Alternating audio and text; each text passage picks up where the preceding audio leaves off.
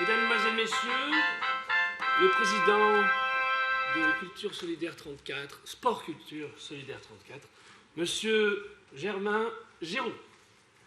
Patrick.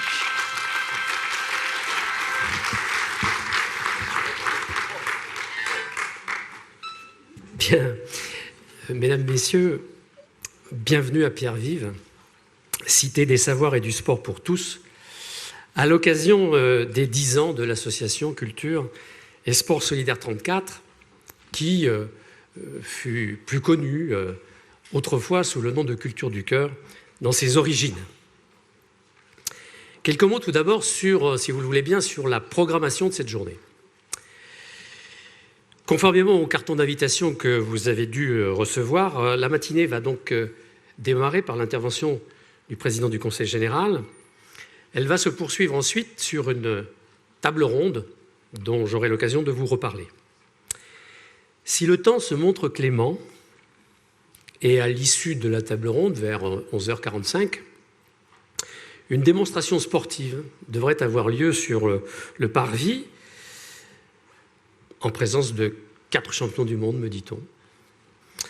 Excusez du peu. Puis ce sera la déambulation qui devrait nous conduire jusqu'au domaine d'eau, accompagnée de la compagnie Bruit qui court, ici présente. Le déjeuner sous la pinède sera précédé d'une petite surprise vocale et musicale avec Pauline Ferracci. Et enfin, cette manifestation s'achèvera, toujours en musique, avec le groupe Bécard et les Imposteurs. Voilà le programme tel qu'il est prévu. Mais, en cas de pluie, nous avons prévu un plan B. En cas de pluie, nous vous inviterons, avec vos propres moyens de locomotion, à rejoindre directement le domaine d'eau. On vous évitera la procession sous la pluie. On devrait y aller à pied, dans ce quelqu'un peut nous covoiturer. Absolument. On va trouver, je pense, on va trouver. Et puis, arrivé donc au domaine d'eau, je tiens à vous rassurer, nous pourrons déjeuner à l'abri, à proximité du nouveau théâtre Jean-Claude Carrière, qui a été inauguré tout récemment, et d'assister au concert sous chapiteau. Voilà pour le déroulement de cette journée. J'en viens maintenant au thème choisi. La culture et le sport, des leviers de parcours de vie, telle est en effet la conviction sur laquelle est fondée l'action de Culture et Sport Solidaire 34. L'idée conductrice de notre action et le fil rouge de cette matinée consiste en effet à considérer la culture et le sport comme de formidables leviers, d'indispensables outils à utiliser dans un parcours de vie, dans un processus d'insertion ou de réinsertion. Utilisés à bon escient, utilisés au bon moment, ces leviers sont, nous le croyons, susceptibles de débloquer bien des situations individuelles. Tout d'abord en rompant l'isolement, ensuite en combattant le sentiment d'échec, enfin en développant la confiance en soi, le sens de l'autonomie, vers une citoyenneté que nous espérons pleine et entière. En toute hypothèse, la culture et le sport nous semblent devoir être considérés comme des outils à part entière dans le cadre de l'accompagnement social. Nous avons demandé à Sylvain Ferrez, maître de conférence à l'UFR STAPS de l'Université Montpellier 1, et que je tiens à remercier d'avoir accepté notre invitation, de bien vouloir animer la table ronde qui va suivre en reprenant les 3 thèmes qui pourraient peut-être apparaître, mais que je vais vous citer, et que je viens de citer en tout cas, et qui sont la rupture de l'isolement, le combat contre le sentiment d'échec, et enfin, les moyens de développer la confiance, voire l'autonomie. Il va alors s'agir d'interroger les pratiques professionnelles en se posant 3 questions qui nous ont semblé opportunes. La première de celles-ci est la suivante. Pourquoi et en quoi la culture et le sport sont ou seraient des leviers de parcours de vie? La deuxième question est comment utiliser ces leviers? Et enfin, la troisième, avec quelle perspective? Quels résultats? Pour commencer à répondre à ces questions, 4 professionnels que nous allons avoir l'occasion de vous présenter ont bien voulu évoquer devant vous leur expérience en la matière, et ce, toujours sous l'animation et la complicité de Sylvain Ferrez. Ceci étant dit, et en espérant que la manifestation d'aujourd'hui va contribuer à créer des liens encore plus étroits entre nous, ou les renforcer quand ils existent déjà, il me reste à vous souhaiter une très bonne et très fructueuse journée.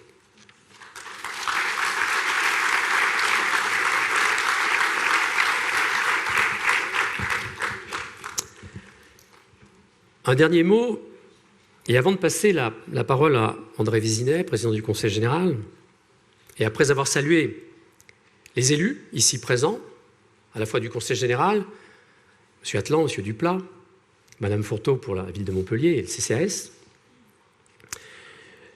je voudrais, au nom du Conseil d'administration et en mon nom personnel, adresser au président Vézinet un très grand merci. Tout d'abord pour son soutien décisif, et bien entendu celui de l'Assemblée départementale, sans lequel, soyons clairs, notre association n'existerait plus. Ensuite, pour son accueil à Pierre-Vive. En effet, quel meilleur écrin pour le débat que nous allons ouvrir que Pierre-Vive, dans cette matinée, et en remerciant tout particulièrement son cabinet et ses services qui nous ont épaulés dans le montage de cette journée. Enfin, pour sa présence ce matin, parmi nous, sachant les contraintes qui sont les siennes. Monsieur le Président, vous avez la parole.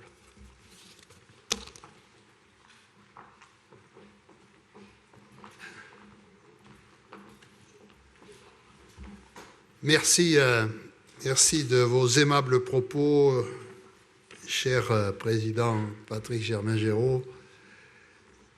Et si vous m'autorisez d'entrer cette familiarité, cher ami, parce que par les nombreuses heures que nous avons passées à travailler à l'intérêt général et public lorsque vous fûtes directeur de la solidarité départementale, s'est ajouté un plaisir auquel je tiens beaucoup, celui de l'amitié qui est né entre vous et moi sur cette action publique, souvent tellement décriée et pourtant tellement utile à l'organisation de la société.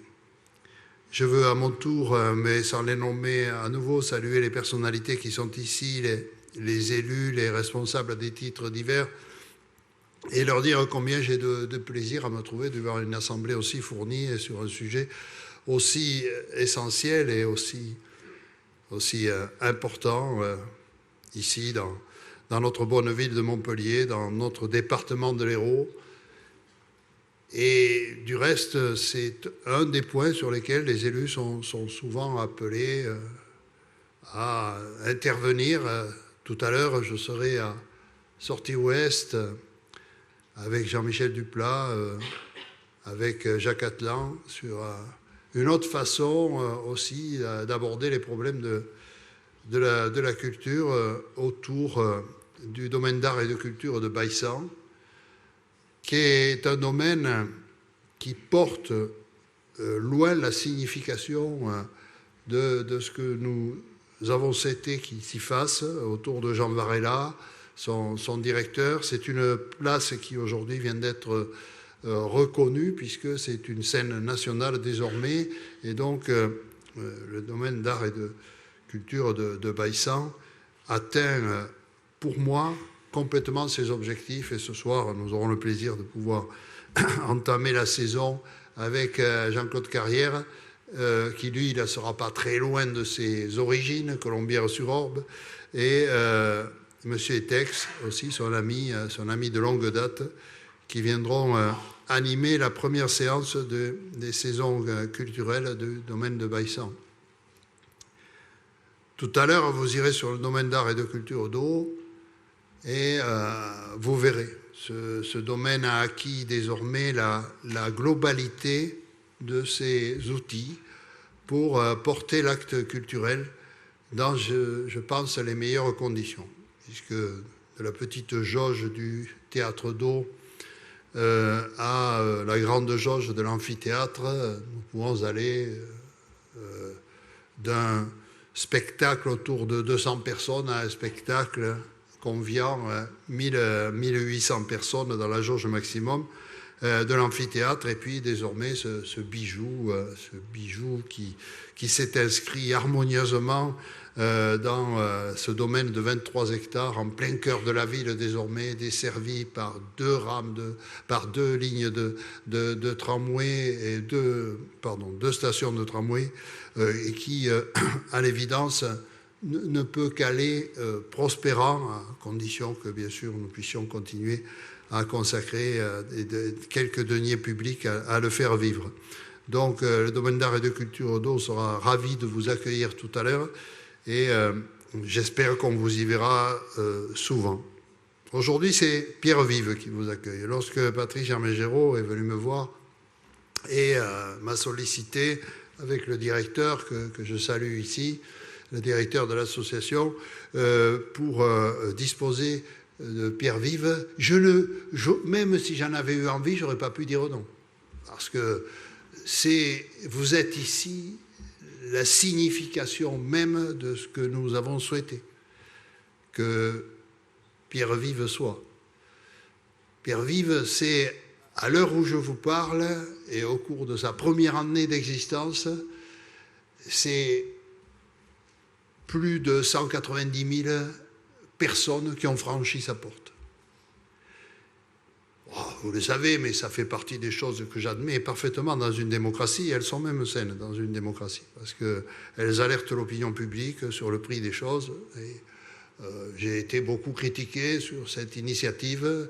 J'ai supporté la critique, je l'ai comprise souvent, elle n'était pas de mauvaise aloi, mais il me fallait une réponse à cette critique pour que nous puissions plaider la bonne initiative qui avait été prise en souhaitant rassembler ici les archives, les politiques du livre avec la médiathèque et la bibliothèque centrale de Pré, et le sport.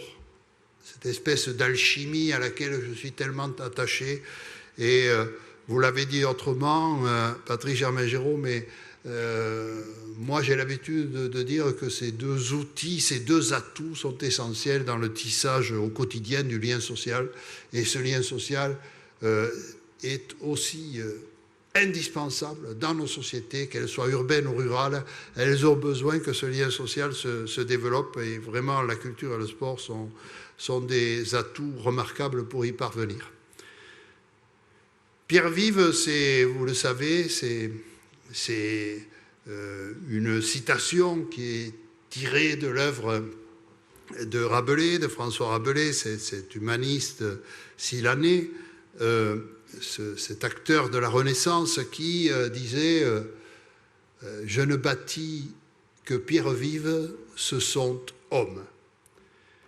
Donc il fallait qu'ici, ces pierres vives montrent que femmes et hommes, jeunes et moins jeunes, enfants du tout jeune âge, mais aussi personnes du grand âge, y viennent, qu'ils franchissent la porte et qu'ils y trouvent un intérêt en y revenant, et en y revenant encore, et en justifiant l'usage de l'argent public pour que cette maison devienne vraiment la maison du peuple.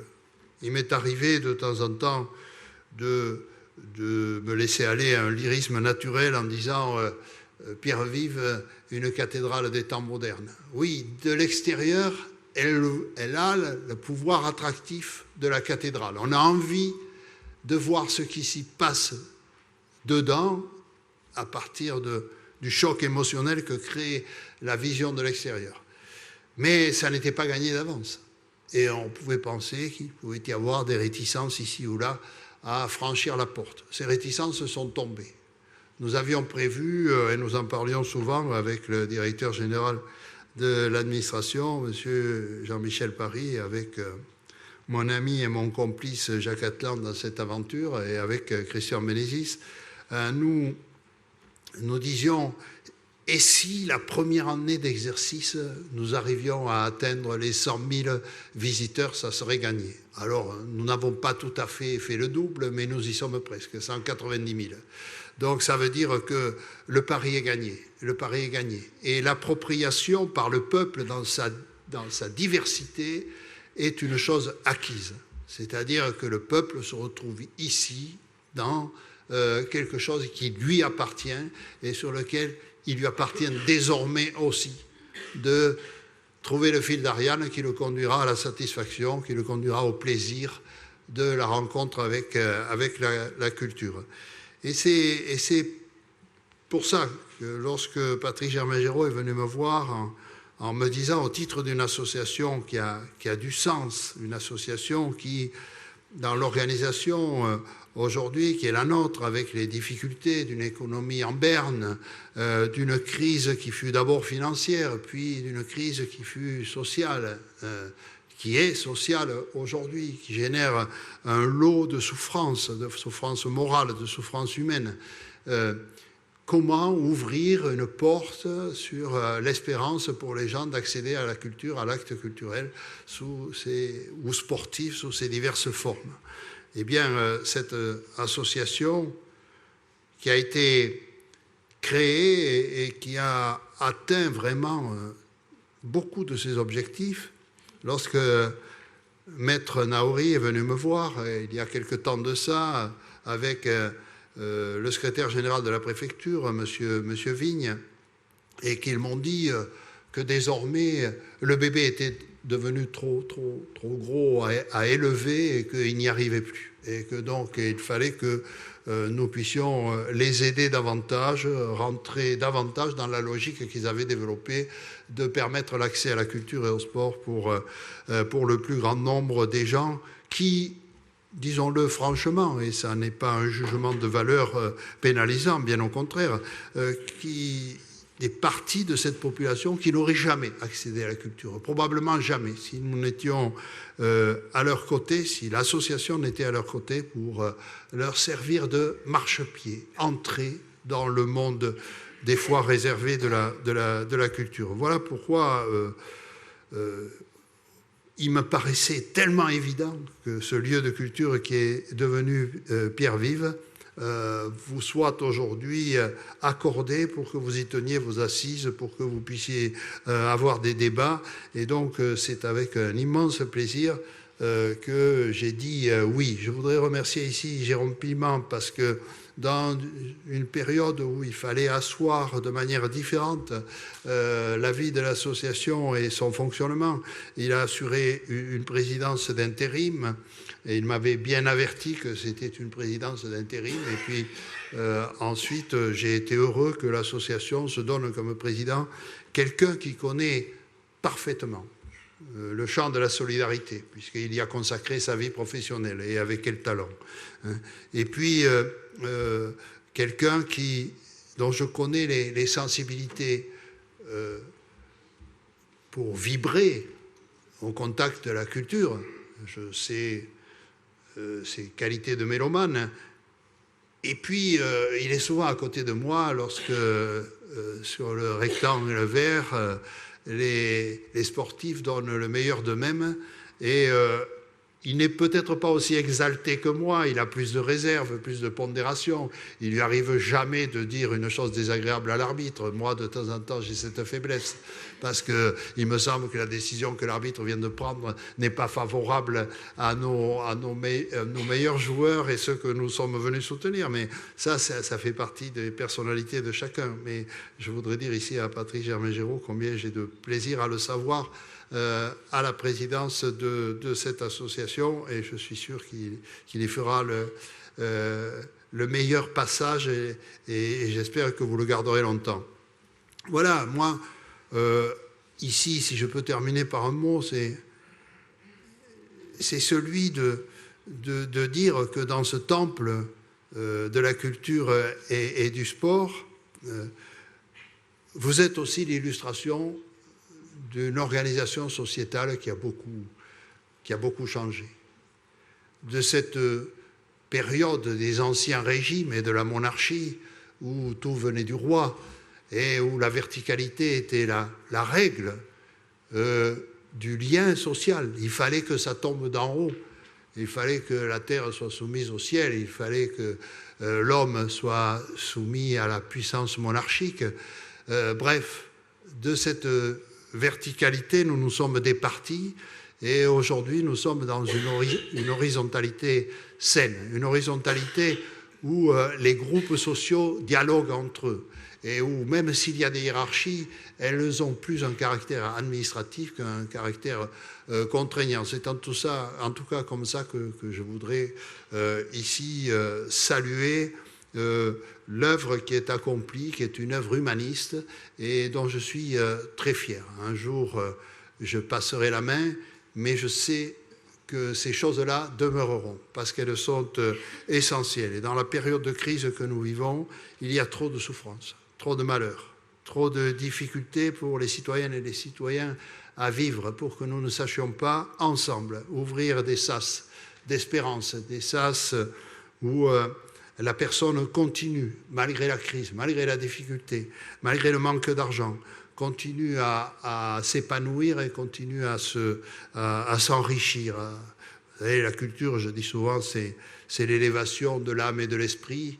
Il n'y a rien de plus souhaitable pour une société que ça. Alors, sommes-nous encore capables longtemps de tenir le cap culturel? J'espère. J'espère, lorsque je suis empêtré dans le débat sur les réformes territoriales et qu'on me dit « Ah oui, mais la culture, c'est une compétence optionnelle. Vous savez, si elle vous ennuie trop, cessez de l'accompagner. » Ah oui, le sport, c'est aussi optionnel. Donc, vous n'êtes pas tenu d'y sacrifier quoi que ce soit et surtout de l'argent public.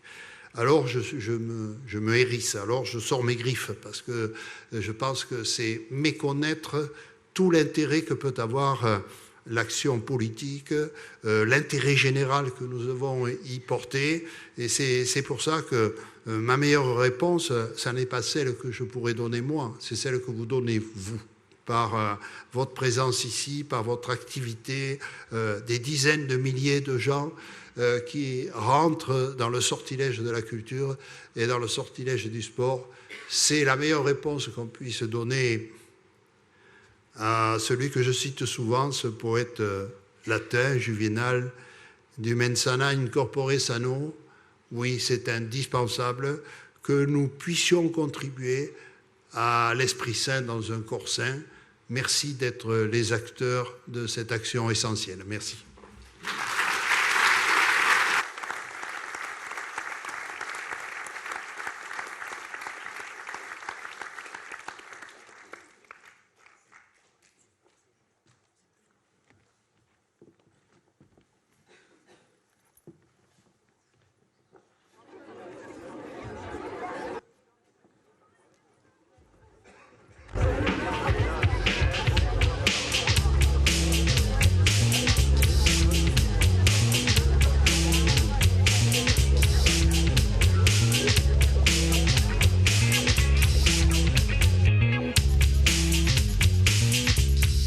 Avant, j'avais un peu peur de l'eau. Maintenant, j'ai appris à nager sur le ventre, sur le dos, à plonger, à faire des roulades. J'ai un peu progressé sur mes techniques et sur les nouveaux techniques. J'ai adoré. Ça m'a appris à faire la godille, à nager sur le ventre, à faire ces techniques en dehors de la piscine, à la plage, la nature, marcher, courir, tous les sports, quoi. Surtout faire du cheval, du cheval.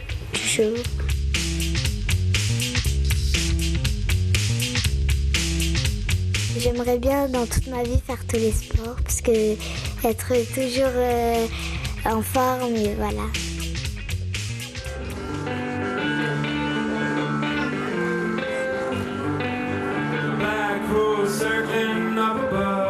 Je pouvais pas rêver mieux. Moi, je suis un homme neuf. J'ai rencontré mon ami là-bas. Nous, on y allait parce que franchement, on n'avait pas les moyens de se payer tous ces spectacles-là. Et puis, ça m'a ouvert aussi les portes au domaine d'eau, que j'avais jamais mis les pieds en 17 ans, quoi. C'est pas simplement aller voir un spectacle, c'est l'échange qui est important. Bon, moi, à titre personnel, je m'engageais aussi vis-à-vis de votre association, d'échanger, d'avoir un retour. Ça fait un ensemble qui tient très bien la route. Pour moi, c'est fabuleux, quoi.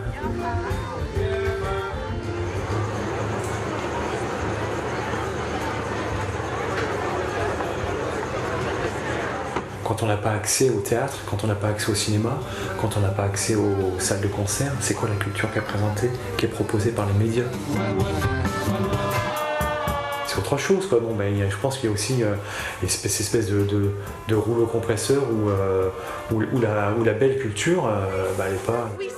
Pour des gens qui sont vraiment mis en marge de la société, c'est pas simple, c'est pas facile. Hein. Pour beaucoup de gens, c'est pas facile.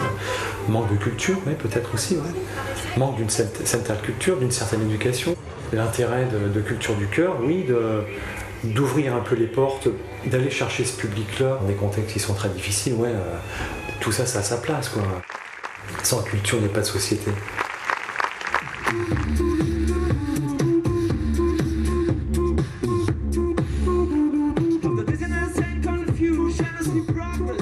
Je suis d'origine congolaise. J'ai vu les Fourberies de Scapper au théâtre à Latte. Je suis allé au moins à 6 matchs de hockey. J'ai vu Saliford à Victoire 2. J'ai été aussi à la fête de la musique au domaine d'eau. J'ai profité, j'ai vu pas mal de concerts, que ce soit de l'opéra. Sur les sorties que j'ai faites, j'ai appris beaucoup de choses. Que ce soit dans la vie d'avant, d'aujourd'hui, peut-être même sur ceux qui se questionnent sur le futur.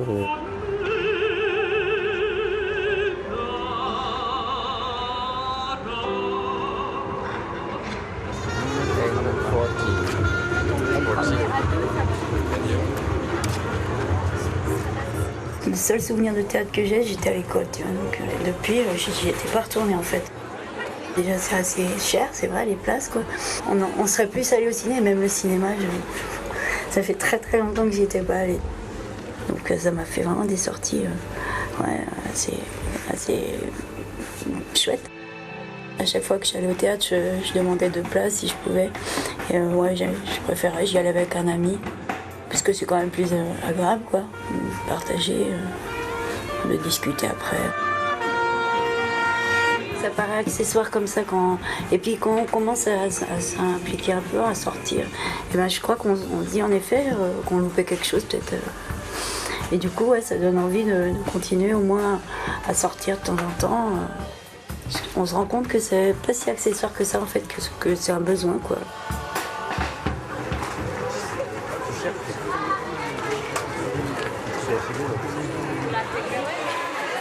Moi, je suis attaché à l'idée de cette participation humanitaire, on va dire, dans le fait d'une structure qui met à disposition des places pour un public qui n'aurait pas forcément accès, que ce soit la compagnie, le théâtre, enfin la structure d'accueil ou la structure de création ou une structure sociale aussi qui, à un moment donné, déclenche un processus qui est intéressant. Je pense que dans tous les cas, c'est un moteur de resocialisation, puisque ça rompt un éventuel isolement qu'il peut y avoir à un moment donné, que ce soit du fait de difficultés financières, de difficultés à se sociabiliser ou de sa force à sortir, à s'habiller, à voir du monde, à découvrir des choses. Je sais que le réseau propose aussi des rencontres, donc c'est intéressant d'aller aussi discuter avec les créateurs. Côté invitation au niveau du théâtre et des salles d'accueil, permet effectivement de se sentir valorisé. Parce que c'est effectivement des places qui ne sont pas distinguées des autres. Dans ce sens-là, il n'y a pas une nécessité encore de justifier quelque chose, d'avoir un billet d'une autre couleur que les autres qui ferait que ça veut dire voilà, Ça, c'est une place. Voilà. Donc ça démarginalise, on va dire, d'un certain côté. Il y a une notion qui m'apparaît là, qui est la réurbanisation.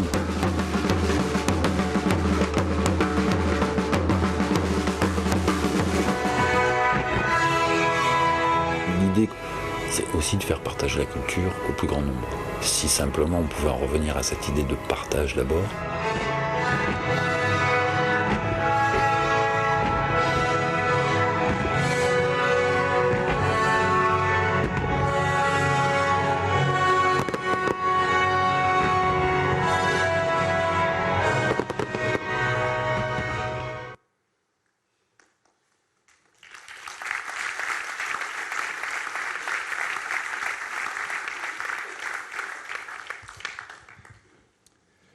Je voudrais commencer par remercier les gens qui ont fait le film et notamment les gens qui ont témoigné, puisque nous voulions partir de là.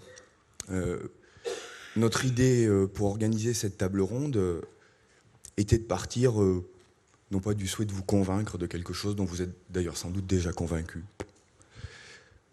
Donc non pas de vous répéter des choses, non pas de faire un cours magistral, j'en fais suffisamment, mais de rendre compte, au travers du témoignage donc, de personnes accompagnées dans un parcours d'insertion ou de réinsertion sociale, mais aussi au travers du témoignage des professionnels qui réalisent cet accompagnement, de l'expérience qui a été cumulée depuis 10 ans par l'association dont c'est l'anniversaire aujourd'hui. Et donc de faire de cet événement non pas un rituel un peu figé, mais un acte fondateur, intermédiaire mais fondateur, pour se projeter dans les 10 ans qui viennent et préparer le prochain anniversaire. Si la culture est un levier,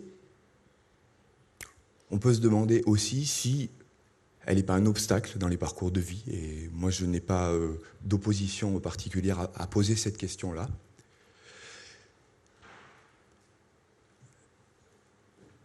Nous allons voir donc, à travers des témoignages les plus précis possibles, quels sont les problèmes concrets que rencontrent les gens qui travaillent sur la chose culturelle. Alors mettons-nous d'accord, la chose culturelle ne renverra jamais ici à la culture légitime, à la culture établie. Pour ça d'ailleurs que les activités sportives en font partie, mais on pourrait rajouter toutes les activités humaines signifiantes. Ce qui va nous intéresser dans le fait de travailler sur la culture comme levier ou comme obstacle, c'est de s'intéresser sur ce qui peut faire sens à un moment donné dans les parcours de vie des gens pour débloquer des choses, régler des problèmes, réorienter sa trajectoire de vie, être vivant, être en partage, en échange avec les autres, autant de choses qui ont été très bien dites dans ces témoignages. Alors je vais demander aux participants à la table ronde de venir prendre place. Et donc on va commencer à travailler sur le premier élément de discussion. À chaque fois qu'ils prendront la parole dans leur première prise de parole, ils se présenteront pour vous dire d'où ils parlent, de quelle expérience. On était bien d'accord aussi sur le fait qu'on a dû choisir donc, un certain nombre de professionnels et qu'ils parlent d'un lieu avec une expérience, avec des contraintes professionnelles qui sont les leurs, avec un type de rapport au public qui est le leur. Et il n'est certainement pas question ici de le masquer, au contraire. Il s'agit pour vous de bien l'identifier pour comprendre le type de travail qu'ils font et le type d'expérience professionnelle qu'ils ont acquise.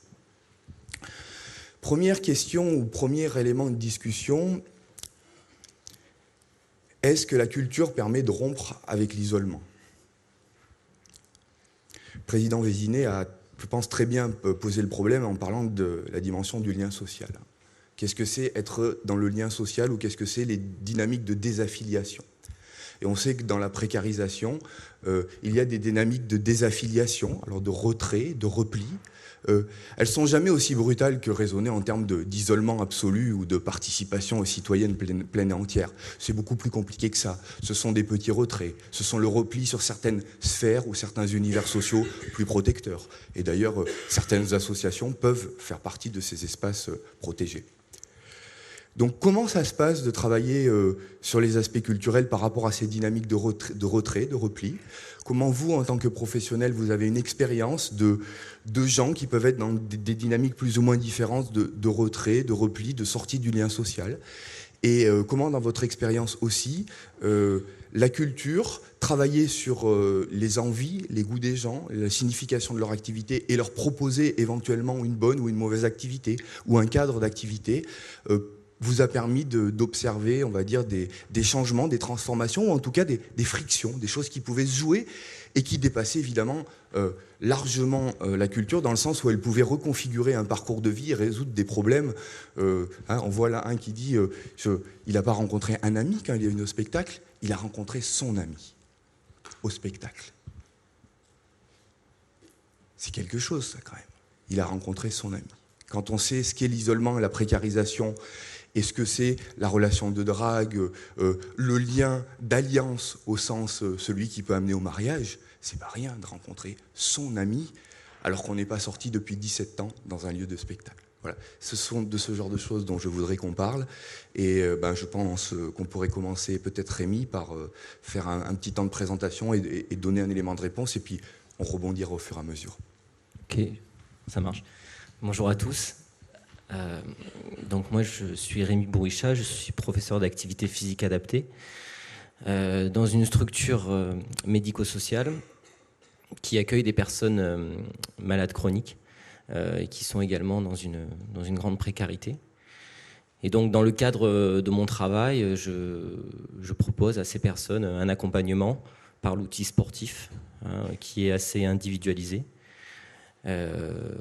pour lesquels on poursuit des fins de socialisation, de remise en forme, de rentraînement à l'effort, sortir de l'isolement, effectivement, aller à l'extérieur. Enfin, toutes ces choses-là que vous connaissez tous. L'objet du débat aujourd'hui n'est pas, je pense, de vanter trop les vertus du sport ou de la culture, mais plus de réfléchir à comment on peut s'en servir en tant qu'outil, bien que la culture est aussi un droit. Mais comment nous, en tant que professionnels, on va utiliser cet élément-là pour... Est-ce que Rémi, tu peux prendre peut-être quelques exemples simples de rapport ou de retrait ou d'engagement dans la pratique physique de gens qui viennent, qui expliquent ou qui n'ont plus de pratique physique, et qu'est-ce que ça leur fait, le fait de pouvoir s'engager? Est-ce qu'il y a des parcours qui se réouvrent? Est-ce que c'est facile? Comment ça se passe sur quelques exemples que tu peux avoir? Donc effectivement, on a des profils de personnes très, très différents. Et toute la difficulté pour nous, enfin pour moi lorsque je les rencontre, c'est d'essayer de repérer chez eux quel est le désir. Quel est le désir de pratique sportive, s'il y en a un, ou bien comment, de ma place, on va réussir à faire naître le désir de pratiquer une activité. Et donc, ce temps-là est essentiel, et ce temps-là, c'est justement du temps, ça prend du temps. Ça prend du temps de repérer chez la personne qu'est-ce qu'elle va pouvoir faire ou ne pas faire. Et il est intéressant de pouvoir repérer justement chez eux ce désir-là de reprendre goût à quelque chose. Je vais peut-être passer la parole à... S'il y a des gens sur la table ronde qui veulent réagir ou qui, sur le même type de questions, des expériences précises, n'hésitez pas. Peut-être pour la présentation. Ouais. Puis après. Je m'appelle Iliane Anfoussi-Picard, je suis assistante sociale au CCAS de Montpellier et je travaille dans un service, c'est le service référent insertion, qui est chargé du suivi des bénéficiaires du RSA, isolés ou en couple mais sans enfants à charge. C'est plutôt une histoire et une aventure proposée par le CCAS qui m'a permis d'être présente auprès de vous aujourd'hui et dont je suis convaincue. Je vous raconte le début de l'histoire. C'est toujours intéressant de se mettre dans un contexte, si vous me permettez. Il y a une convention qui existe entre le CCAS et l'association Culture et Sport Solidaire depuis avril 2007. Le directeur de notre service a demandé aux travailleurs sociaux, médico-sociaux, intéressés, de vérifier si vraiment il y avait un intérêt à ce que les bénéficiaires aient un lien avec cette association, et si oui, comment le mettre en action. Voilà. Donc on a travaillé pendant 1 an, presque 1 an et demi, donc des travailleurs sociaux, des infirmiers, pour se pencher sur ce sujet. Et on a fait plusieurs constats, et notamment en réalisant une enquête auprès des bénéficiaires.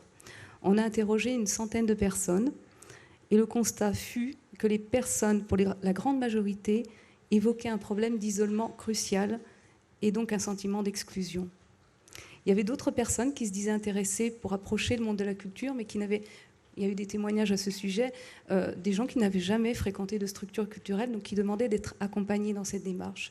Et puis il y avait aussi des gens plus initiés qui, du fait de la baisse de leurs revenus, ne pouvaient plus aller au théâtre, au spectacle, et disaient oui, je veux y retourner. Voilà. Donc c'est sur cette base-là qu'on a décidé de mettre en place une action, et ça nous a aussi aidé par là même à réfléchir sur notre posture en tant que travailleur social. Voilà. Je vais peut-être m'en arrêter là. Ouais, enfin, on va essayer de cumuler les questions pour qu'au fur et à mesure qu'elles apparaissent, chacun en se présentant puisse y revenir dessus et faire un peu, voilà, cumuler les strates de réflexion. Il y a un élément là qui est important. Rémi a beaucoup évoqué la question du désir. Là, visiblement, le désir, il existe puisque les gens sont en demande. Je voudrais qu'on ait une autre strate de questionnement dans la tête, c'est quand ce désir existe, parce que ça s'est posé là dans les témoignages, qu'est-ce qui peut faire que il y a quand même des réticences, il y a de la peur. Je pense à cette personne qui explique que c'est important que les billets ne soient pas fléchés rouge ou jaune pour ne pas appartenir à une catégorie, parce que quand bien même elles auraient le désir, il y aurait d'autres types de freins et de gênes à participer dans certaines conditions. Et donc je voudrais qu'on approfondisse la réflexion dans le sens, il y a la question du désir et de vouloir y aller, mais il y a aussi les conditions dans lesquelles on peut y aller et l'ensemble de freins et d'obstacles qui peuvent être liés à la présence même sur les lieux culturels, à la peur d'y être, aux conditions dans lesquelles on y va, où on s'engage dans les pratiques. Voilà. Mais on continue le tour de table, on essaie de garder ces éléments en tête pour à chaque fois les enrichir au fur et à mesure de vos expériences. Bonjour à tout le monde, donc Françoise Berdaguet, je travaille sur l'agence Libron-Tong à Béziers. Donc nous, ça fait à peu près 3 ans sur cette agence, on a réfléchi un petit peu par rapport à qu'est-ce qu'on pouvait offrir d'autre et on a mis en place une action cinéma. Donc la demande, c'est venu aussi avec un partenariat qu'on a mis en place avec le Ciné-Club Méditerranée-Béziers. Que dire, c'est difficile quand on est travailleur social et qu'on a plein d'autres d'autres missions importantes, une mission régalienne à exercer, de se pencher sur la culture. Mais on a joué un peu le pari de dire, une personne ne sera pas vraiment référente, mais un peu personne ressource pour les autres. Bon, donc la personne ressource sur l'agence, c'est moi. Et donc mes collègues m'orientent toutes les familles qui ont X demandes pour l'accès au sport de leurs enfants. Alors là, on essaie vraiment de les aider sur des dispositifs de droit commun, justement pour que l'enfant ne se sente pas justement marqué par la situation de ses parents. Et puis, par rapport à une offre culturelle. Voilà. Après, je pourrais vous en dire un peu plus. Par rapport aux questions d'isolement social, on a compris que contrairement, par exemple, à ce qui était fait là, la culture n'était pas forcément directement le propos. Comment, dans les situations d'isolement que vous repérez, vous pouvez identifier des profils culturels, des demandes ou des manières de jouer là-dessus? Est-ce que vous avez une expérience là-dessus? Quand vous repérez des profils très isolés, à quoi vous pouvez être attentif? Bien souvent, c'est les mères qui disent « Ah, mais moi, de toute façon, je ne peux pas offrir ça à mon enfant, je ne peux pas l'amener là, je ne peux pas faire ça. » Enfin, c'est tout dans le négatif, c'est-à-dire « je ne peux pas. » Et on se rend compte que psychiquement, les gens se sont tellement mis de barrières que même dans leur propre insertion, c'est un frein. Et le fait de pouvoir s'autoriser à aller à un spectacle ou s'autoriser à aller voir une expo ou amener son enfant sur une manifestation sportive, ça peut nous aider à travailler autre chose. Voilà.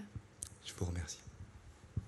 Bonjour, donc je suis Delphine Morel, je suis directrice d'un ESAT qui s'appelle l'ESAT La Bulle Bleue. Et dont c'est un ESAT qui a ouvert il y a un peu plus d'1 an maintenant.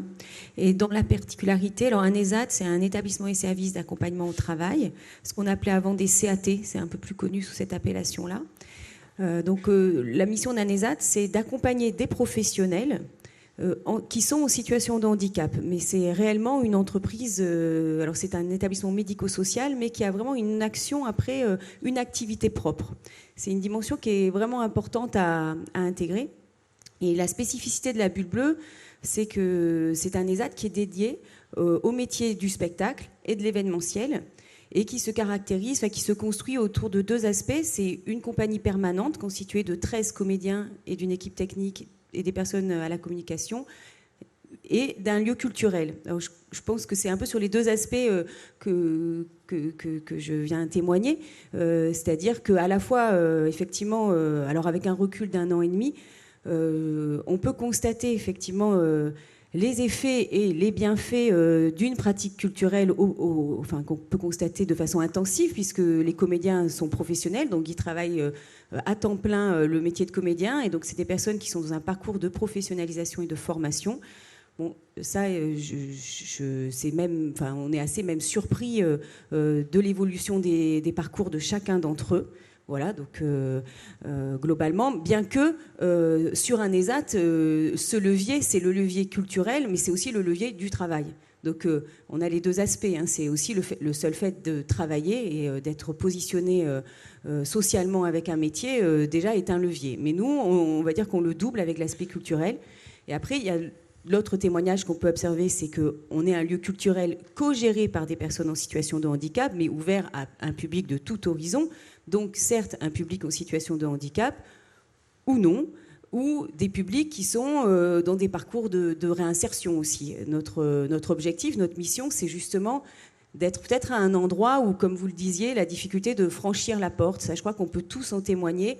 Moi, préalablement, je me suis occupée d'un foyer de l'enfance, donc ça fait aussi écho avec ce que j'ai pu voir sur des enfants, le parcours culturel ou sportif qu'on peut proposer à des enfants. Cet acte de franchir la porte, il est très difficile.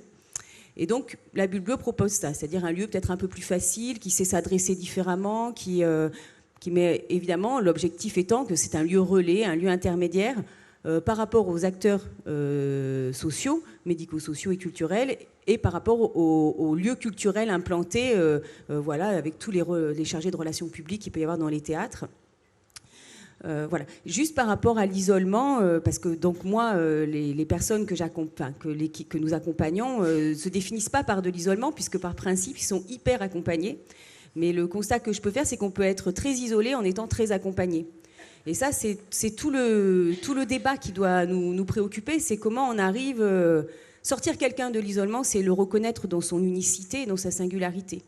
Et c'est comment nous, travailleurs de tout intervenant, parce que je crois qu'on se situe à plein d'endroits différents, on arrive à porter ce regard-là.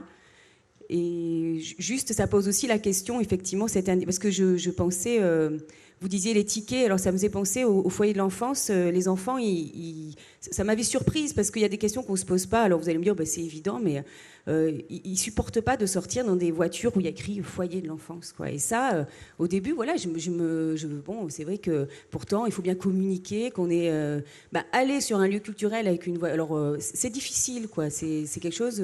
Voilà, donc c'est toutes les questions qu'on doit se poser. Isoler, c'est permettre la rencontre avec des personnes qui ne connaissent pas la personne, parce que ça aussi, et donc d'avoir des personnes qui peuvent se repositionner sur un regard neuf et qui effectivement vont pouvoir rencontrer une amie ou un ami, parce que voilà, il n'y a pas tout ce parcours, mais en même temps, sans les accompagnants, ils ne peuvent pas y arriver. Enfin, c'est complexe, quoi. Voilà, donc je peux... Je vous remercie pour vos réponses. On voit un certain nombre d'éléments qui sont très en lien avec la mission de l'association, qui sont liés aux conditions d'accès à l'espace culturel, jusqu'au déplacement.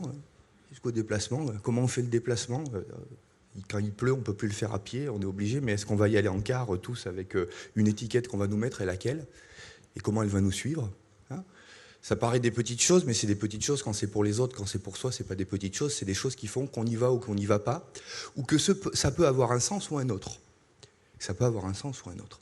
Et que ce sens, il peut être le levier de quelque chose, ou il peut être, au contraire, la forclusion ou la fermeture de la possibilité d'un échange, d'une citoyenneté, d'une discussion avec les autres, de la rencontre d'un ami avec qui on va peut-être se marier quelques années après. Juste peut-être là quelques éléments. Il me semble que le cas est intéressant par rapport à ces conditions-là de retrait, c'est-à-dire le fait de ne pas se sentir autorisé à, sur le public spécifique que tu as dans ton établissement. Qu'est-ce qui fait quand même que ces gens se sont engagés dans des carrières culturelles? Est-ce que vous avez rencontré ces freins de gens qui se sentaient quand même pas aptes ou autorisés à? Qu'est-ce qui fait qu'il y en a qui ont quand même passé le chemin? Est-ce que l'institution a eu un rôle actif? Est-ce que c'est quand même des profils particuliers de gens qui se sont engagés en premier? Et comment vous avez bossé avec cette réalité-là pour que les gens arrivent à penser que c'était pour eux, qu'ils pouvaient le faire, que ça leur correspondait tout à fait, hein. C'est intéressant parce que sur chaque terrain, ça se pose différemment. Quand tu disais ça, j'avais en tête, nous, notre travail sur handisport. Et évidemment, quand on interroge des gens qui ont eu des traumas et qui sont paraplégiques, la première chose qu'ils pensent après leur accident, c'est qu'ils ne feront plus jamais de sport. Évidemment, 15 ou 20 ans après, ça les fait rire parce qu'ils sont en handisport. Mais la question se pose à ce moment-là en termes de « je ne peux pas, c'est pas pour moi ». Quand on est handicapé, on ne fait pas de sport physique. Donc peut-être me donner quelques éléments ou nous donner quelques éléments là-dessus. Donc, plus particulièrement par rapport aux comédiens. Alors, pourquoi, comment une personne décide d'en faire son métier, en fait. Mais effectivement, c'est au-delà de la question du handicap ou non. C'est qu'effectivement, c'est quelque chose qui est très présent chez les 13 comédiens. Ça, c'est très net, hein. Effectivement, on aurait pu... Alors, on peut avoir des personnes qui viennent à notre rencontre et... parce que forcément, ce que je me disais, c'est qu'on parle quand même de la culture, de l'art et du sport, et ce ne sont pas des activités anodines. Il se passe quelque chose quand on vient voir un spectacle, on est dans un endroit du questionnement. Enfin, voilà, donc on n'est pas que pour se réunir, pour être ensemble et être une communauté. Il y a aussi c'est une autre dimension. Et les personnes qui sont là avaient un fort désir de pouvoir pratiquer un métier qui est lié en ce qui nous concerne, le théâtre. C'est venu d'elle. Oui. Après, tous, effectivement, étaient dans un empêchement. Parce que le handicap,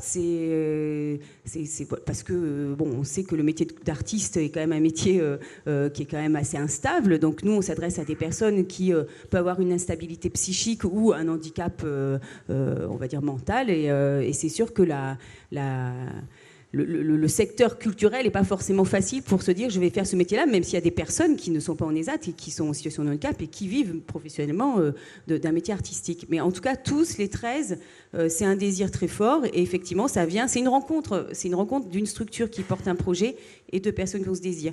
Nous, il y a une personne qui avait fait quand même 3 ans de formation dans une école de théâtre, donc quand même, voilà, mais c'était impossible après de continuer. Oui.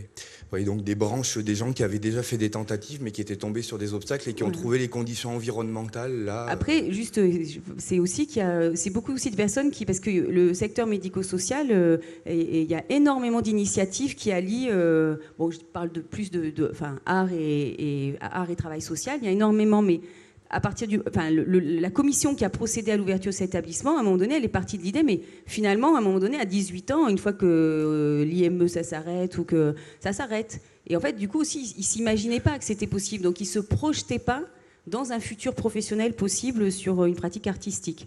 C'est un peu en train de changer avec l'existence de cet ESAT.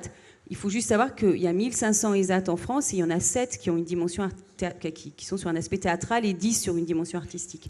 Donc aussi, il faut se projeter et se dire c'est peut-être possible. On revient sur donc la dimension du désir et sur créer les conditions du désir et à la fois de son accompagnement. Vous pourrez répondre aux questions, mais on va mettre une strate de questionnement pour avancer dans les débats. N'hésitez pas à faire les liens si vous êtes en mesure de les faire. On est là pour travailler. Puis à un moment donné, la salle va rentrer dans le jeu pour nous questionner sur des points précis. Mais il est bien qu'on cumule, c'est-à-dire qu'on avance dans la réflexion et qu'on ne perde pas les acquis de ce qu'on a dit avant. Le deuxième thème qui était posé et qui, à mon avis, est très en rapport avec l'isolement, c'est celui de ce qui a été appelé sentiment d'échec. On pourrait dire manque de confiance en soi. Les psychologues nord-américains me parleraient d'estime de soi. On pourrait dire simplement expérience de l'échec. Il faut avoir toujours en tête quand on pose ces questions-là, notamment sur le terrain sportif et sur le terrain de la culture, que ça confronte à la question d'abord des parcours des gens, ne serait-ce que des parcours scolaires, des parcours professionnels, et des expériences concrètes de l'échec qu'ils ont eu. Et deuxièmement, à la confrontation avec toujours quelque chose qui peut relever de la culture légitime ou des pratiques légitimes. Donc je voudrais qu'on y réfléchisse dans ce sens, c'est-à-dire dans quelle mesure les pratiques que vous pouvez proposer peuvent être effrayantes ou pas, peuvent générer la dimension du retrait, du repli dont on a parlé, parce que leur légitimité culturelle, leur poids et l'expérience qu'on peut avoir de ces pratiques vues de loin peut être inquiétante et peut conduire à préférer s'en exonérer plutôt que de rentrer dans quelque chose qui n'est pas pour soi ou qui risque de renouveler une expérience d'échec. Et comment on fait au contraire pour avoir des leviers pour trouver des pratiques qui sont considérées légitimes, non pas socialement, mais par les gens eux-mêmes. C'est-à-dire comme correspondant à ce qu'ils sont ou à ce qu'ils sont en devenir, c'est-à-dire capables de se projeter dans du désir. Je m'excuse, la question est un peu compliquée, mais c'est pas très grave si vous répondez à côté, on prendra le temps de renouer les liens. Quelqu'un veut répondre, non, en premier, se sent ? Donc ça, c'est quelque chose de très important, le sentiment d'échec. Également, les représentations sociales des personnes vis-à-vis du sport, de la pratique sportive. Je vais parler un peu plus de l'élément sport, qui est un peu plus ma spécialité. J'entends souvent dans les entretiens, alors j'entends plusieurs choses, mais quelque chose qui revient assez souvent, c'est le sport, c'est dur, et puis je suis malade, donc ça peut paraître comme un non-sens. Je risque d'être en difficulté, je ne vais pas pouvoir marcher plus de 5 minutes. Donc c'est pas pour moi. Premier discours. J'entends aussi souvent des personnes qui me disent j'ai beaucoup trop de problèmes en ce moment administratifs, faut que je refasse faire ma carte d'identité, j'ai pas de travail, etc. Donc le sport, la culture, ça va passer au second plan. Qu'est-ce qu'on peut répondre à ça ? Peut-être justement que c'est le moment de démarrer quelque chose pour s'autoriser du temps pour soi, lâcher prise et peut-être revenir sur des problèmes administratifs avec un autre état d'esprit. Donc là, je pense qu'il y a des éléments de réponse aussi. Et comment éviter ce sentiment d'échec ? Il est évident que bien on prend la liste du sport solidaire très alléchante, des activités diversifiées à l'année, gratuites. Mais regarde, il y a toute une panoplie, il y a peut-être quelque chose qui peut t'intéresser. Oui, bon. Puis après, il faut s'y rendre. Donc c'est la question de je m'y rends tout seul. J'arrive dans un groupe, j'arrive avec des gens peut-être qui sont malades. J'ai envie de me sortir justement de groupes où je vais retrouver des personnes qui sont en difficulté, vulnérables ou malades. Donc il y a toutes ces questions-là qu'il faut prendre en compte et qui sont très importantes. Alors dans mon établissement, c'est vrai, j'ai la chance de pouvoir les initier déjà à la pratique sportive. Et la pratique sportive au sens de l'activité physique adaptée. On va adapter une pratique à la personne, donc on va tenir compte de son désir, c'est ce que je vous disais tout à l'heure. On va tenir compte aussi du dosage de l'activité, puisque pour une personne malade, on ne peut pas lui faire n'importe quoi. Parce que là, on va la mettre en situation d'échec et on risque de passer à côté. Et la culture, je pense que c'est la même chose. Il est bien important de prendre en compte les désirs de la personne, mais surtout de mieux la connaître, qu'il y ait un rapport de confiance. Ça, encore une fois, ça prend du temps. Parce que si on se loupe à ce moment-là, eh bien, on risque de perdre du temps et puis peut-être que la personne n'ira jamais pratiquer une activité à l'extérieur. Donc dans mon établissement, j'ai la chance effectivement de pouvoir les initier déjà avec moi en individuel, donc c'est très confortable, c'est très rassurant pour les gens. La plupart des établissements ne sont pas dotés d'un prof d'activité physique adaptée ou d'un prof de sport, donc comment fait-on ? C'est déjà repérer, effectivement ce que je vous disais tout à l'heure, les besoins, qu'est-ce que vous avez fait dans la vie ? Avez-vous déjà pratiqué une activité ? Qu'est-ce que vous aimeriez faire ? Même si on sait qu'on ne va pas pouvoir lui proposer ce qui lui correspond, forcément, ces questions-là sont-elles posées dans les établissements ? Est-ce qu'on prend le temps de poser ces questions ? Quels sont vos goûts ? Est-ce que, je ne sais pas, est-ce que vous allez au cinéma ? Voilà. Donc déjà, ça c'est un premier élément de réponse. Et la deuxième chose, c'est on va y aller ensemble. On va y aller ensemble. Et puis cette sortie, oui, mais qui vient à cette sortie ? Des choses aussi qu'on entend, mais est-ce que je serai tout seul ? Qui vient à cette sortie ? Donc tout ça, ça va participer au sentiment d'échec si on n'y répond pas, si on ne prend pas le temps de trouver la bonne stratégie pour accompagner la personne sur un lieu de pratique sportive. Et puis je vais rester avec toi. Puis peut-être je vais prendre une raquette de ping-pong, je vais jouer un peu avec toi. Même si je ne sais pas jouer, peu importe, la personne est rassurée. Et on prend du temps et ça sera du temps de gagner par la suite, puisque peut-être que la personne, dans un deuxième temps, ira tout seul, ou on peut lui donner rendez-vous rendez-vous sur le lieu de pratique et s'y rendre, et puis après lui dire comment ça s'est passé, etc. Donc moi je vous pose la question, est-ce que finalement les travailleurs sociaux ont le temps de faire ça, prennent le temps, et on sait à quel point cet outil est important, puisque dans le travail d'accompagnement social derrière, il va y avoir une relation de confiance différente, on va gagner du temps, et on va pouvoir travailler sur des choses un peu plus dures que sont le loyer, etc. L'enjeu là, toi tu as la chance d'avoir toute la chaîne, on l'a bien compris, Voilà, là, les étapes, du suivi.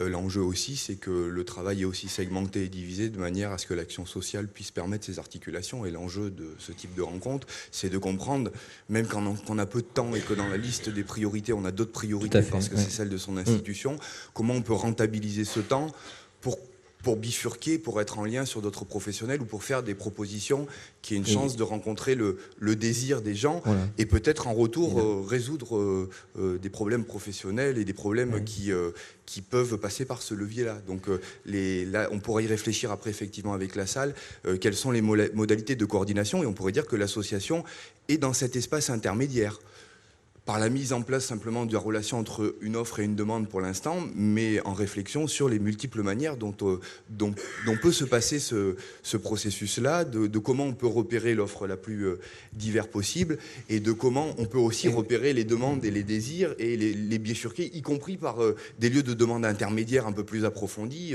pour éventuellement aller vers l'offre. Donc on comprend bien que les choses sont très compliquées, hein. Il ne s'agit pas de dire que c'est simple, et on a bien vu là autour de ces tours de table que les choses sont compliquées.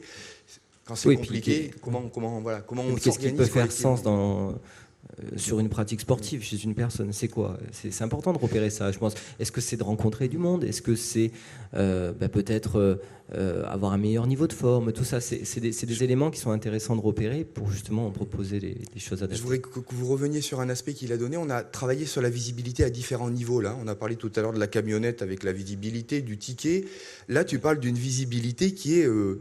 Est-ce que je vais être seul? Est-ce que ça va se voir qu'il y a une visibilité corporelle? On sait que l'une des formes premières de stigmatisation qui pèse sur la précarité, c'est le sentiment d'hypervisibilité. Alors quand ça se double de handicap visible ou de déficience visible, ou que ça se double d'un mauvais état de santé ou de l'incapacité d'avoir une tenue qui est adéquate avec les lieux légitimes de la culture, ça se complique encore. Mais on voit bien que cette question de la visibilité, elle traverse à différents niveaux, et qu'il faut avoir une intelligence très très forte de ça, parce que les gens, forcément, voulant être dans la visibilité, ne la déclinent pas forcément, puisqu'ils sont dans des stratégies de masquage avec ce sentiment toujours très très fort que quelque part ça va être visible, que leur sort est scellé et visible, et qu'il y a une infamie qui pèse sur eux, et quelque part elle passerait par un stigmate ou par le fait qu'ils soient repérables par quelque chose qui transparaît dans leur attitude corporelle, quoi, quasiment, ou dans leurs vêtements, etc.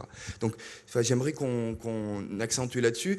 L'échec et la visibilité, on voit que c'est des dimensions qui sont en lien. C'est des dimensions qui sont en lien. C'est-à-dire se mettre dans une activité physique en échec, c'est aussi le risque de se rendre visible dans l'échec. Et ça, c'est pas toujours facile quand on a des trajectoires qui sont marquées par une récurrence de l'expérience de l'échec à de multiples niveaux. Et il faut des espaces très sécurisés, du coup. Je voulais juste rebondir sur ce qu'a dit Rémi par rapport à l'accompagnement. C'est qu'il ne suffit pas de donner à la personne un ticket pour qu'elle aille au spectacle. Il y a vraiment tout un travail à faire en amont pour préparer, et puis même après, le fait que la personne puisse en parler et dire ce qu'elle a vécu.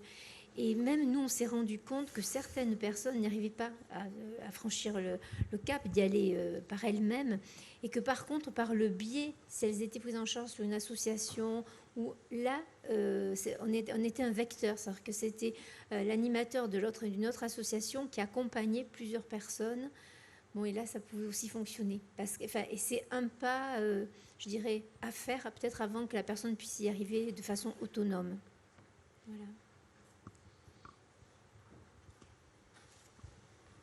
Moi, je vais peut-être faire un peu hors sujet, mais j'entends quelque chose qui me préoccupe derrière, c'est la posture du travailleur social, puisqu'on est quand même un relais important entre ce que fait l'action culture et sport solidaire et les bénéficiaires que l'on reçoit.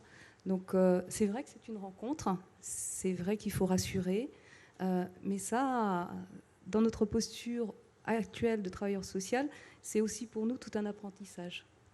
J'avais fait un petit laïus là-dessus, je vais vous le dire, je serai beaucoup plus à l'aise si vous me permettez.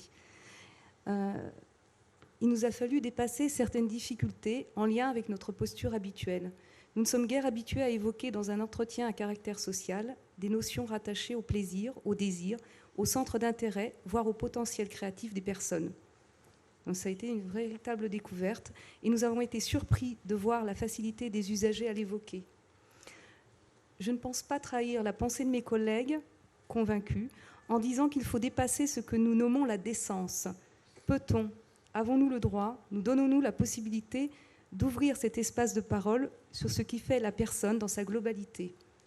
L'usager en face de nous a aussi des potentiels sur lesquels il faut s'appuyer, même au pire moment de son existence et de ses difficultés. Un second élément, je crois que Rémi l'a évoqué, fut effectivement la notion de temps, avoir le temps. Voilà, s'accorder ce temps-là pour parler d'autre chose avec la personne et encore plus pour éditer les places de spectacle, parce qu'à ce moment-là, il se passe quelque chose. Les gens vont parler des spectacles, vont nous demander des conseils. Alors, on est travailleurs sociaux, on est des êtres comme tout le monde et on n'a pas tous les mêmes centres d'intérêt culturels, on n'a pas tous une pratique d'un sport.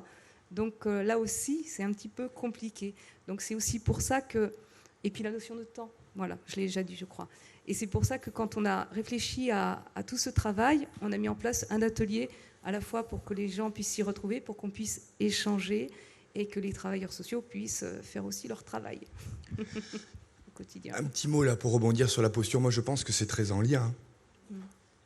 Votre posture, elle entérine quelque chose de l'échec des gens. Elle le signe. Et c'est vrai que pour repartir sur quelque chose d'autre, quand venir se présenter devant quelqu'un, c'est entériner son échec, c'est pas facile et c'est pas super bien parti. Il faut être d'autant plus armé, costaud, fort pour se rendre compte qu'on est pris dans une posture qui n'est pas la plus propice et qu'il y a un temps pour signer l'échec et puis c'est pas forcément celui qui le signe qui est le mieux placé pour le faire repartir. Donc il peut avoir aussi d'autres relais, mais il peut, s'il identifie bien cette posture et s'il l'accepte et qu'il la supporte, repérer déjà des petits éléments de rien du tout sur des bifurcations qui sont prometteuses et qui vont faire de la culture un levier, ou au contraire, qui peuvent être enfermantes et envoyées vers des voies qui sont plus morbides ou plus tristes. Donc cette posture-là, moi je voudrais que vous l'évoquiez tranquillement. Pour moi, elle fait partie du sentiment d'échec, au sens où se présenter et bénéficier d'un droit, c'est souvent signer un sentiment d'échec, c'est souvent avoir été orienté dans un parcours passif, c'est souvent demander autre chose que la culture et venir pour autre chose que ce que vous proposez aux gens. Et ça, si ça n'est pas signé ou si ça n'est pas identifié dans la posture d'interaction, évidemment, on se trompe sur ce qui se joue et sur ce qui peut se jouer au sein de ce qui se joue. Donc, si vous pouviez parler un peu de là-dessus, de comment vous gérez, vous, ces difficultés, là, Rémi, sur le fait que quand même, toi, tu as des gens malades, ils arrivent physiquement, ils ont un échec, sur certaines pathologies sur lesquelles vous travaillez, ils ont une responsabilité qui leur pèse dessus sanitairement. Comment, et vous, le fait qu'ils viennent vous voir, c'est aussi une manière de l'enregistrer. Alors comment, à partir de là, comment on fait ?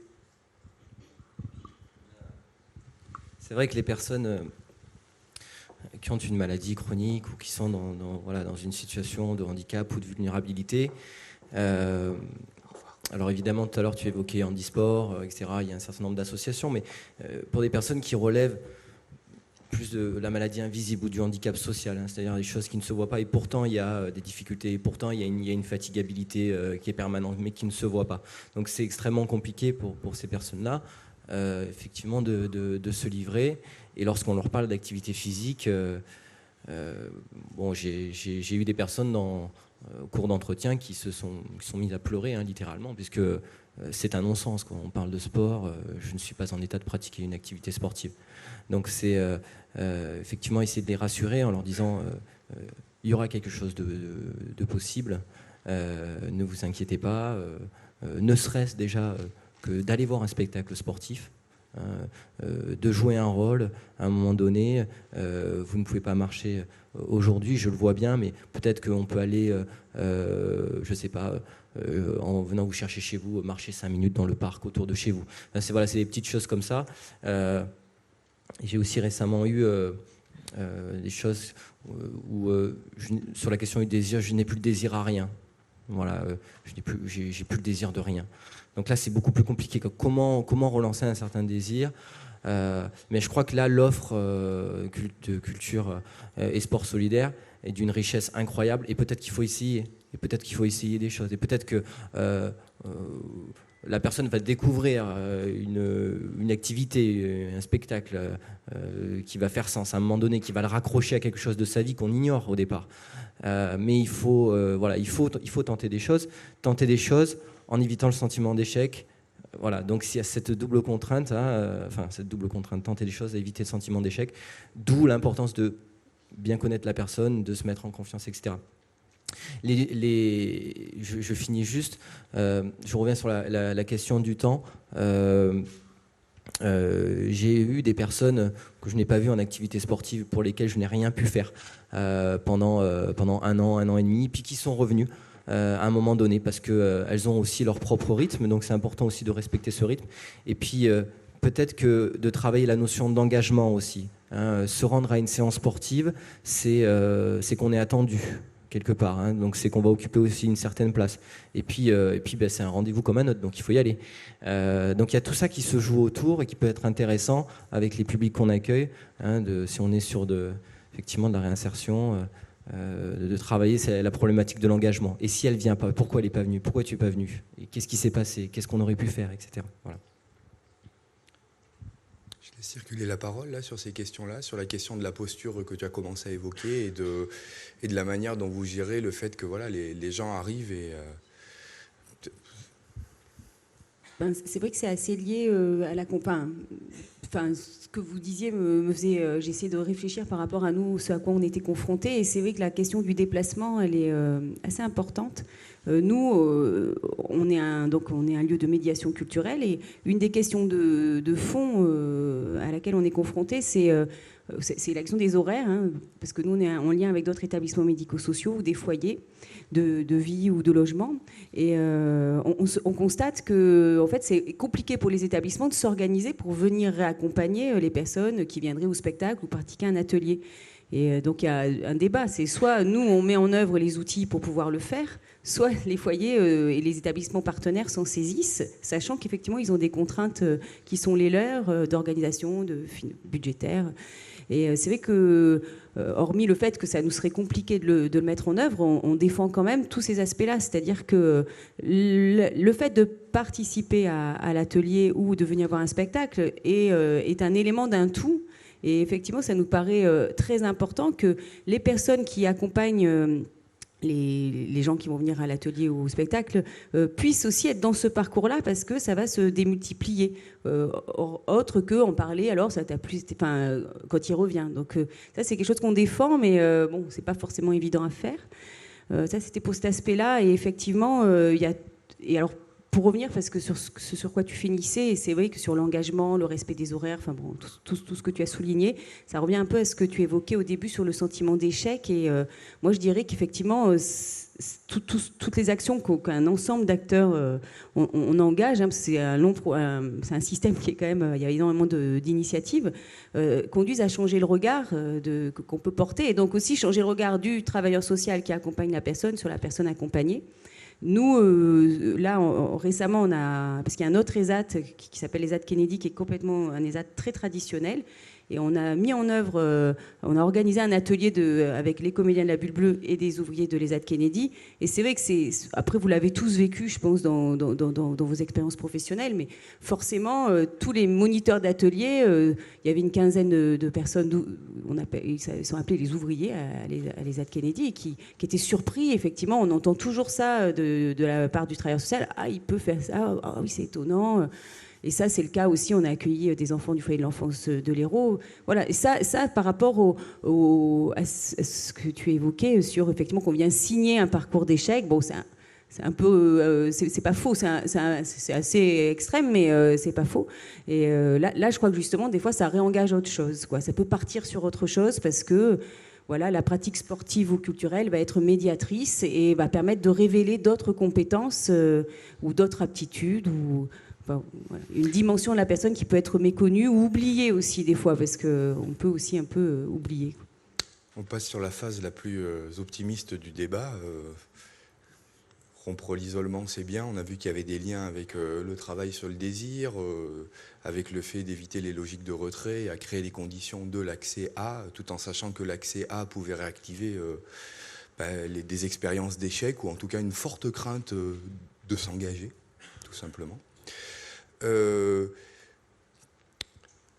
Comment on peut aller un peu plus loin et penser que la culture ne serait pas seulement une offre et une consommation, mais que l'enjeu en dernière analyse, c'est bien que les gens s'impliquent dans la vie de la cité, s'impliquent dans la vie culturelle, c'est-à-dire que ce ne soient pas des consommateurs passifs qui savent, mais soient des gens qui participent à la vitalité culturelle sur la vie littéraire, la vie sportive, peu importe. Est-ce que vous avez dans vos publics, là, les gens que vous rencontrez, des exemples de gens, alors là, c'est un exemple typique dans ton établissement, puisque c'est des gens qui s'engagent, hein, ils vont devenir eux-mêmes des artistes et participer à une production culturelle et artistique. Et qu'est-ce que ça demande justement de rompre de la posture d'assistance, on pourrait dire, ou d'accompagnement, que cette projection de simple consommateur culturel ou simple levier à acteur plein et entier de la vitalité culturelle d'un pays, de l'évolution de la langue, de l'évolution des codes corporels.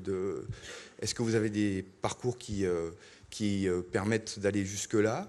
Et sinon, quelles sont les difficultés à sortir aussi d'une pratique culturelle qui pourrait se stabiliser, mais qui serait une pratique culturelle finalement un peu, on va dire un peu figée, hein, de public un peu captif, et qui finalement participerait, sans avoir le ticket bleu, à une sous-offre culturelle, et dans laquelle il serait enquisté comme un espèce de rituel auquel il participe, auquel il se prête.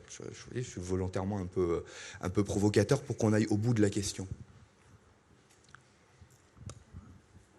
L'expérience que l'on a eue à Béziers par rapport à ce ciné-club que l'on a pu offrir, Festival des cinémas, il y a eu 2 partenaires qui s'en sont vraiment saisis, c'est-à-dire par exemple la clinique de la Pergola avec l'animatrice a repris ça pour que les patients qui venaient eux-mêmes sont mis à aller chercher des films à la médiathèque, ont fait une sélection et vont nous proposer un film. Également, un autre service qui est le service d'accueil jour. Donc, ce n'est pas qu'une personne. C'est quand même, je dirais, un groupe. Et il y a toujours quand même un support, enfin un animateur.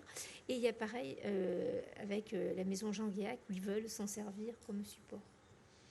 Après, d'expérience de non. Après, il y a quand même, je dirais, une certaine implication des personnes que l'on peut suivre, qui arrivent à s'inscrire dans des maisons de quartier sous forme associative. Là, on peut les y retrouver.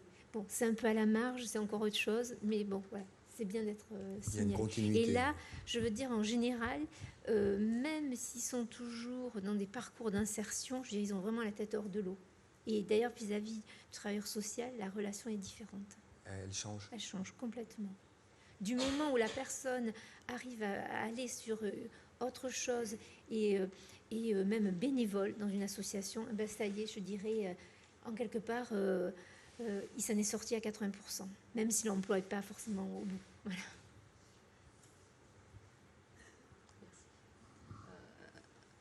L'association Culture et Sport Solidaire, elle est un détonateur. L'action qu'elle présente, on s'en est saisi comme un outil. C'est-à-dire qu'au départ, il s'agissait pour les personnes qui venaient à l'atelier de venir se faire éditer des places. Le souci c'était comment un peu avoir un échange. Donc en fait, on demandait à ces personnes, en tout cas celles qui le souhaitaient, de revenir à l'atelier pour échanger de ce qu'elles avaient vu et pour le faire partager à d'autres. Et puis, qu'est-ce qui s'est passé ensuite? Il s'est passé plein de choses, je ne sais plus par où commencer. Et on a aussi bénéficié des sorties proposées par l'association, ce qui nous a permis de sortir en groupe pour les gens qui ne voulaient pas sortir isolément et d'avoir à l'atelier des choses à reprendre en commun. Voilà. Moi, je l'avais vécu avec eux. J'étais dans une autre posture aussi, c'est vrai. Mais de l'atelier, il y a des passerelles, c'est-à-dire qu'il y a des gens qui développent une activité, par exemple, extérieure, autonome, du même type après. Vous avez des expériences de ça? Oui, c'est un peu là où je voulais en venir. Moi, là, par contre, je suis hyper optimiste. J'ai vu des choses incroyables. On passe des entretiens individuels pendant 10 ans avec une personne et ça ne bouge pas, ça n'évolue pas. Et là, il suffit qu'en 1 an, 2 ans, 3 ans, ces personnes... qui en avaient envie, qui s'en sont saisies. Donc on a des personnes qui sont devenues relais culturels de théâtre. Il y a Jacques qui est dans la salle, qui a témoigné, qui s'est engagé dans une formation de travailleur social au jour d'aujourd'hui, et il a rencontré sa compagne. Voilà. Il y a eu de très belles choses. Oui, il y a eu des aventures incroyables, et ça m'a énormément apporté, et je crois vraiment... qu'il faut croire en l'autre et croire aux bénéficiaires et croire en cette action.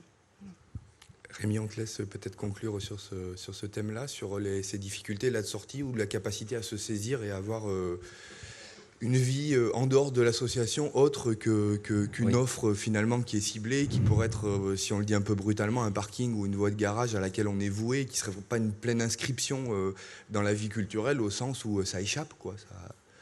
Oui. Oui, alors, je voudrais juste revenir sur une petite chose. Alors d'abord, il y a effectivement le fait de prendre des places. Culture et Sport Solidaire fonctionne avec une contre-marque qui a des aspects positifs mais aussi négatifs. Bon, c'est peut-être pas le débat, mais en tout cas, il y a la question de comment je me rends au spectacle et quelle place j'ai. Est-ce que je me mêle finalement aux spectateurs ou est-ce que j'ai une place particulière d'invité un peu spécial parce que j'ai peut-être pas les moyens d'y aller. Bon, ça c'est peut-être autre chose, mais